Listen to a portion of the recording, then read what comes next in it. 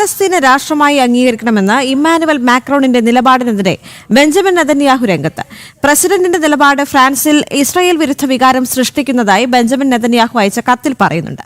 നീക്കം നയതന്ത്രമല്ല എന്നും പ്രീണനം മാത്രമാണു എന്നാണ് ഇസ്രായേൽ പ്രധാനമന്ത്രിയുടെ നിലപാട്. നീക്കം ഹമാസിനെ പിന്തുണയ്ക്കുന്നുണ്ട് എന്നും കത്തിൽ പറയുന്നുണ്ട്. ഐസൻ ജോസ് ചേരുന്നു കൂടുതൽ വിവരങ്ങളുമായി. ഐസൻ, ഈ കത്തിൽ പറയുന്നത് ഫ്രാൻസിലെ ജൂതവിരുദ്ധ വികാരം ആളിക്കത്തിക്കുന്നുണ്ട് ഈ നിലപാട് എന്നാണ്. മറ്റ് റിപ്പോർട്ട് എന്താണ്? തീർച്ചയായും ദേവിക, ഈ ജൂതവിരുദ്ധ വികാരം ആളിക്കത്തിക്കാനും അതുപോലെ തന്നെ ഒരു പ്രീണന നയത്തിന്റെ ഭാഗമായാണ് ഫ്രാൻസിന്റെ ഭാഗത്ത് നിന്ന് പാലസ്തീനെ അംഗീകരിക്കുക എന്നൊരു നിലപാട് പുറത്തു വന്നതെന്നാണ് അറിയിക്കുന്നത്. നേരത്തെ നമുക്കറിയാവുന്നതാണ്, ആദ്യം ഫ്രാൻസ് ആണ് പാലസ്തീനെ അംഗീകരിക്കുമെന്ന നിലപാട് അറിയിച്ചത്. പിന്നീട് ബ്രിട്ടനും കാനഡയും എല്ലാം തന്നെ ഇക്കാര്യം അംഗീകരിക്കുകയും അത് പിന്തുടരുകയും ചെയ്യുമെന്ന് അറിയിച്ചിരുന്നു.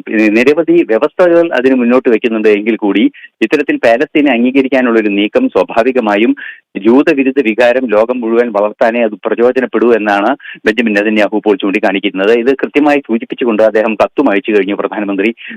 ഫ്രഞ്ച് പ്രസിഡന്റിനെ കത്തും അയച്ചു കഴിഞ്ഞു. ഇതിന്റെ അടിസ്ഥാന കാരണം തന്നെ ഈ ഇത്തരത്തിൽ ഒരു രീതിയിലുള്ള അംഗീകാരം പാലസ്തീൻ സ്റ്റേറ്റിന് നൽകുന്നു എന്നതാണ്. നേരത്തെ നമുക്കറിയാവുന്നതാണ്, പാലസ്തീൻ സ്റ്റേറ്റിന് ഒരു പരമാധികാരം നൽകുന്നതിനെ അംഗീകരിക്കാനുള്ള സാധ്യത ഇല്ല എന്ന നിലപാട് തന്നെയാണ് ഇസ്രായേലിന്റെ ഭാഗത്തു നിന്നുണ്ടായിരുന്നത്.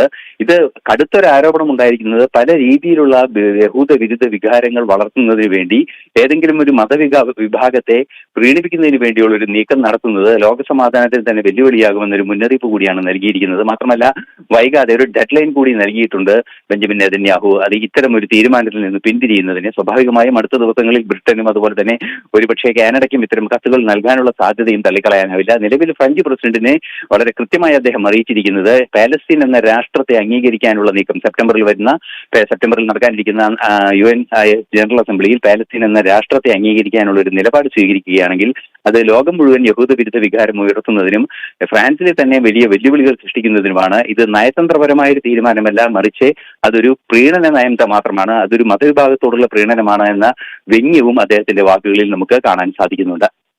ദേവിക. ശരി.